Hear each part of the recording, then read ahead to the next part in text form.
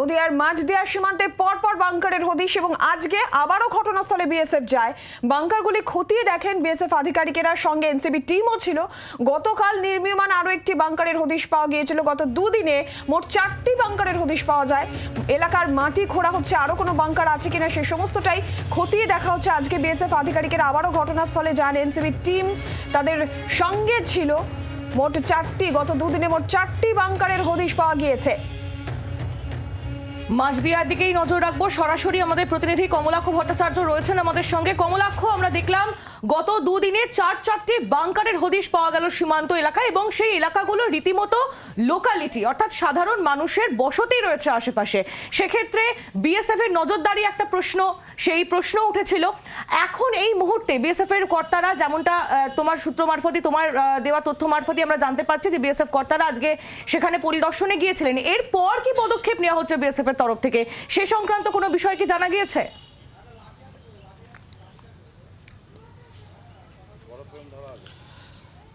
দেখো, মাঝদিয়া কলেজ একেবারে কলেজ পাশেই, মাঝদিয়া কলেজের ঠিক উল্টো দিকেই এই সেই রহস্যময় জমি, আমবাগানে ঘেরা 2 বিঘা জমি।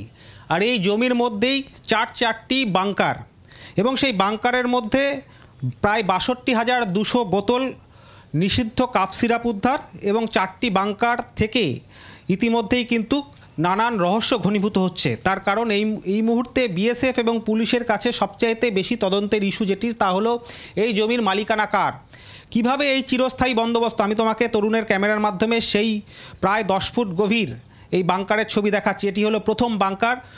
জমিটি দিয়ে ঢুকলেই প্রথমে এই বাংকার, যেটি একেবারে কংক্রিটের এবং ওপরে লোহার ঢাকনা, তার উপরে পলিথিন দিয়ে, তার উপরে যে ঘাস বা পাতা তা দিয়ে ঢাকা ছিল, সেই বাংকারটির প্রথম সন্ধান পায় বিএসএফ।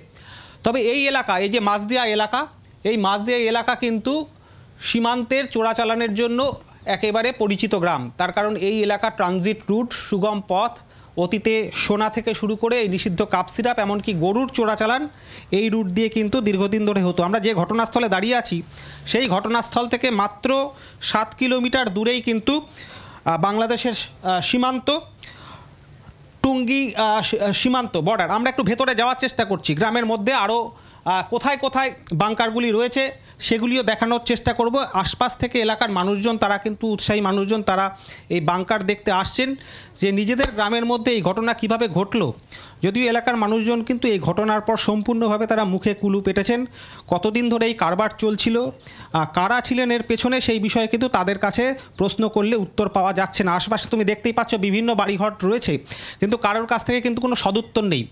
তুমি দেখছো যে টিনের বাড়ি, কংক্রিটের বাড়ি, এলাকার মানুষজন তারা রয়েছেন, কিন্তু কেউ কোনো কিভাবে এই কারবার দিনের পর দিন চলছিল সেটা কিন্তু তাদের কাছে স্পষ্ট কোনো উত্তর পাওয়া যাচ্ছে না। সকলে মুখে কুলু পেটেছে। তবে বিশেষ সূত্র মারফত যেটা বোঝা যাচ্ছে তা হলো, বাংলাদেশের পরিস্থিতি উত্তপ্ত হওয়ার পর এই সুগম রুট যেটা, বা ট্রানজিট রুট চোরাচালানের, সেই চোরাচালানের পথটি অনেকটা কঠিন হয়ে যায়।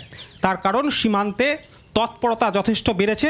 সেই সীমান্তের তৎপরতা বাড়ার কারণেই এই যে বিপুল পরিমাণ প্রায় 62,200 বোতল ফেন্সিডিল বা নিষিদ্ধ মাদক, নিষিদ্ধ কাফ সিরাপ, সেগুলি মজুত করা হয়েছিল কিনা সেটা কিন্তু একটা প্রশ্ন। তার কারণ তুমি দেখছো, আমরা একেবারে জমির উপরে যে বাংকারটি ছেড়ে আসলাম তৈরি হওয়া, তা থেকে এগিয়ে গেলে এই যে টিনের শেড দেওয়া ঘর দেখছো, এই ঘর কিন্তু বলা যেতে পারে একেবারে পাকাপোক্ত বন্দোবস্ত করা হয়েছিল, যাতে অনেক দিন ধরে স্টক করা যায় এই যে কাফ সিরাপ, সেগুলি যাতে স্টক করা যায় সেই চেষ্টাও কিন্তু তাদের মধ্যে হয়েছিল। বিভিন্ন জায়গায় আমরা খোঁড়া জায়গাও দেখছি, পলিথিন দিয়ে ঘেরা খোঁড়া জায়গা।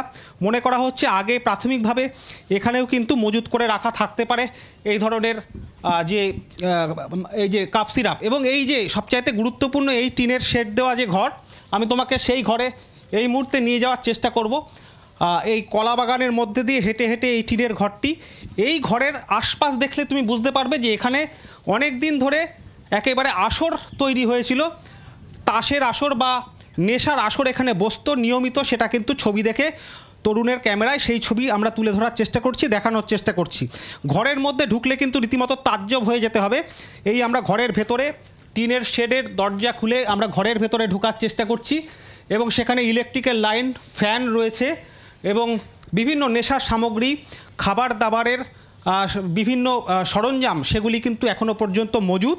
তুমি দেখতেই পাচ্ছ যে রীতিমতো থালা, গ্লাস এবং নেশার সামগ্রী সেগুলি কিন্তু মজুদ রয়েছে, এবং তার পাশেই রয়েছে এই প্রায় 10 ফুট গভীরের এই বাংকার, যে বাংকারটিও কিন্তু কংক্রিটের তৈরি, মাটির মেঝেতে কংক্রিটের তৈরি এই বাংকার কিন্তু তৈরি করা হয়েছিল। এইভাবে ঢাকনা দেওয়া ছিল বাংকারটি, এবং তারপর সেই বাংকার খুললেই সেখানে কিন্তু প্রায় 10 ফুটের গভীরতা, যা রীতিমতো দেখে তাজ্জব বনে গিয়েছেন পুলিশ এবং বিএসএফের আধিকারিকরা। এবং এর ভেতরেই কিন্তু মজুদ করা ছিল এই ফেন্সিডিল, এবং ইলেকট্রিক্যাল লাইন রয়েছে। সেই ইলেকট্রিক্যাল লাইন গতকাল পর্যন্ত সেখানে ইলেকট্রিক্যাল লাইন তার দেওয়া ছিল, কিন্তু আজকে সেই লাইন কিন্তু আমরা দেখতে পাচ্ছি কাটা। সেই লাইন কাটা রয়েছে, কী কারণে কারা এই লাইন কেটে দিলেন সেটাও কিন্তু এই মুহূর্তে তদন্তের বিষয়। তবে সবচাইতে বড় বিষয়, এই জমির মালিকানা কার, কারা কারবার চালাচ্ছিলেন সেই প্রশ্ন এই মুহূর্তে বিএসএফের কাছে এবং কৃষ্ণনগর জেলা পুলিশের কাছে অত্যন্ত গুরুত্বপূর্ণ বিষয়। তারা সেই বিষয়ে অনুসন্ধান চালাচ্ছেন। একাধিক নাম সামনে আসছে, বিএলআরও বা ভূমি দপ্তরের কাছ থেকে তথ্য নেওয়া হচ্ছে জমির মালিকানা সংক্রান্ত, কারণ এলাকার মানুষ তারা কিন্তু সেইভাবে সহযোগিতা করছেন না, তেমনটাই এখনও পর্যন্ত উঠে এসছে। আমরা যদি আরও এগিয়ে যাই তাহলে কিন্তু আরও বাংকারের খোঁজ আমরা পাবো। প্রায় 500 মিটার দূরত্বে আরও একটি বাংকার, তার পাশাপাশি দুটি বাংকার রয়েছে। সব মিলিয়ে আজকেও এনসিবির তরফ থেকে এবং বিএসএফ আধিকারিকরা তারা এসে মূলত মাপজোকের কাজটি করেছেন, যে এই কতটা প্রশস্ত ছিল এবং গভীরতা কতটা ছিল, এবং এই যে টিনের যে ঘরটি দেখালাম সেই ঘরের উচ্চতা কতটা, একটি বাংকার থেকে আরেকটি বাংকারের দূরত্ব কতটা, এই সমস্ত কিন্তু আজকে খতিয়ে দেখে তারা মাপজোক করেছেন। একেবারে আমরা আরো একটি তোমার মাধ্যমে আরো তথ্য আমরা পরবর্তীতে নেব, আপাতত তুমি নজর রাখো। ধন্যবাদ। তো কমলাক্ষ ভট্টাচার্য আমাদের প্রতিনিধি ছিলেন সরাসরি আমাদের সঙ্গে নদিয়ার মাঝদিয়া থেকে। বাংলার আওয়াজ, বাঙালির আবেগ, জি 24 ঘন্টা।